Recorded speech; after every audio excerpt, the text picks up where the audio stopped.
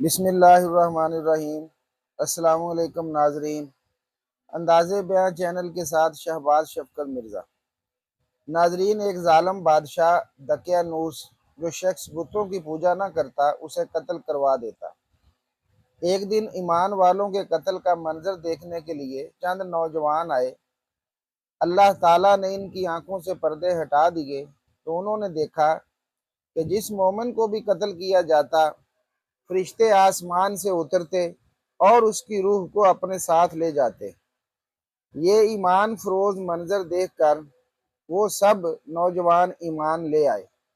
3 دن کی مہلت بادشاہ دقیانوس کو سفر پر جاتے ہوئے اس دن اس بات کا علم ہوا تو اس نے انہیں 3 دن کی مہلت دی کہ میرے واپس آنے تک ایمان سے پھر جاؤ ورنہ تمہیں قتل کر دیا جائے گا۔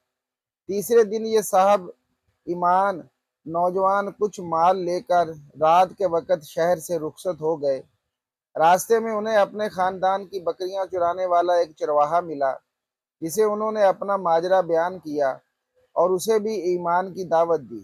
چرواہے نے ایمان قبول کیا اور ان کے ساتھ شامل ہو گیا۔ چرواہے کا رکھوالی کرنے والا کتا بھی ساتھ ہی چل پڑا۔ یہ سب سفر کرتے کرتے صبح کے وقت شہر سے تقریباً 6 میل دور ایک غار میں پہنچے اور کھانا کھا کر سو گئے۔ یہی وجہ ہے کہ انہیں اصحاب کہف یعنی غار والے کہا جاتا ہے۔ دقیانوس کو سفر سے واپسی پر اصحاب کہف کے غار میں پناہ لینے کا پتہ چلا تو اس نے غار کے منہ پر دیوار بنوا دی تاکہ وہ بھوک اور پیاس کی وجہ سے یہیں انتقال کر جائیں اور یہی غار ان کی قبر بن جائے۔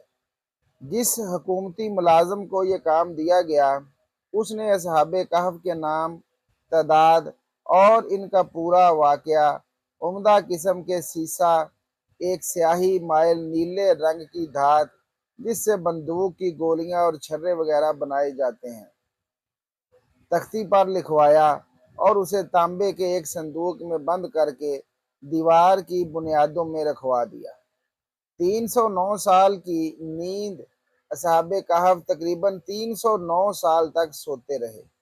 اس دوران کسی بھی آواز کے سبب ایک لمحے کے لیے بھی بیدار نہ ہوئے۔ اس عرصے میں کئی بادشاہ آئے اور گئے، یہاں تک کہ ایک نیک دل بادشاہ بیدروس کی حکومت آ گئی۔ اس کے زمانے میں کئی فتنے اٹھے، جن میں سے ایک یہ بھی تھا کہ مرنے کے بعد دوبارہ زندہ ہونے اور قیامت آنے کا کچھ لوگ انکار کرنے لگے۔ بیدروس نے یہ حالت دیکھ کر بارگاہ الہی میں فریاد کی، یا اللہ، ایسی کوئی نشانی ظاہر فرما جس سے لوگوں کو مرنے کے بعد دوبارہ زندہ ہونے اور قیامت آنے کا یقین ہو۔ چنانچہ اللہ تعالیٰ نے بادشاہوں کی دعا یوں قبول فرمائی کہ ایک چرواہے نے اپنی بکریوں کے لیے آرام کو اس غار کو چنا اور لوگوں کے ساتھ مل کر غار کے منہ پر بنی دیوار کو گرا دیا۔ دیوار گرتے ہی لوگوں پر ایسی ہیبت طاری ہوئی کہ سب وہاں سے بھاگ کھڑے ہوئے۔ دیوار گرنے کے بعد اصحاب کہف بیدار ہو گئے۔ حالت ایسی تھی جیسے ایک رات ہی سوئے ہوں۔ چہرے تر و تازہ اور کپڑے بالکل صاف ستھرے تھے، نیز ان کا کتا غار کے کنارے کلائیاں پھیلائے لیٹا تھا۔ اصحاب کہف صبح کے وقت سوئے تھے اور جب اٹھے تو سورج ڈوبنے میں کچھ وقت باقی تھا۔ انہوں نے نماز ادا کی اور اپنے ساتھی یملیخا کو کھانا لانے کے لیے بھیجا۔ یملیخا ایک تندور والے کی دکان پر گئے اور کھانا خریدنے کے لیے دقیانوسی دور کا سکہ دیا۔ صدیوں پرانا سکہ دیکھ کر بازار والے سمجھے کہ ان کے ہاتھ کوئی پرانا خزانہ آ گیا ہے۔ وہ یملیخا کو حاکم کے پاس لے گئے۔ اس نے پوچھا، خزانہ کہاں ہے؟ یملیخا بولے، یہ خزانہ نہیں، ہمارا اپنا پیسہ ہے۔ حاکم کہنے لگا، یہ کیسے ممکن ہے؟ یہ سکہ 300 سال پرانا ہے، ہم نے تو کبھی یہ سکہ نہیں دیکھا۔ یملیخا بولے، دقیانوس بادشاہ کا کیا حال ہے؟ حاکم بولا، آج کل اس نام کا کوئی بادشاہ نہیں ہے، سینکڑوں سال پہلے اس نام کا ایک کافر بادشاہ گزرا ہے۔ یملیخا نے کہا، کل ہی تو ہم دقیانوس سے اپنی جان بچا کر غار میں چھپے تھے۔ آئیے میں آپ کو اپنے ساتھیوں سے ملواتا ہوں۔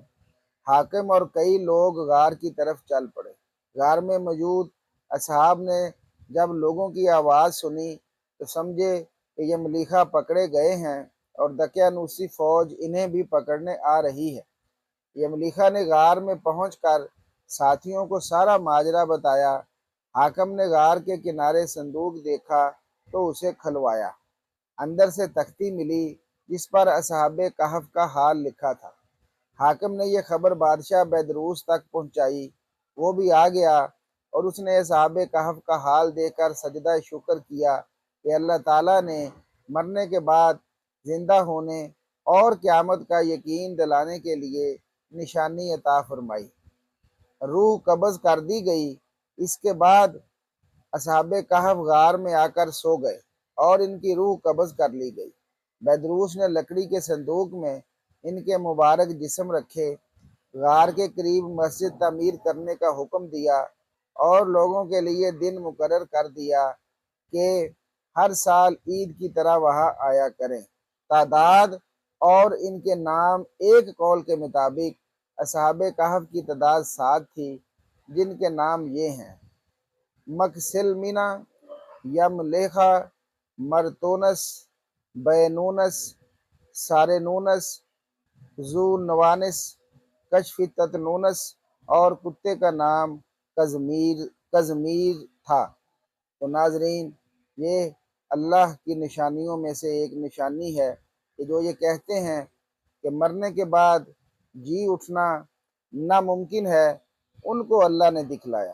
اور دوسرا، اس واقعے سے یہ بھی سبق ملتا ہے کہ جو اپنے ایمان کی فکر کرے گا اور ایمان بچانے کی محنت کرے گا، اللہ تعالیٰ اس کو دنیا کے اندر بھی کامیابیاں اور آخرت کے اندر بھی کامیابیاں دیں گے۔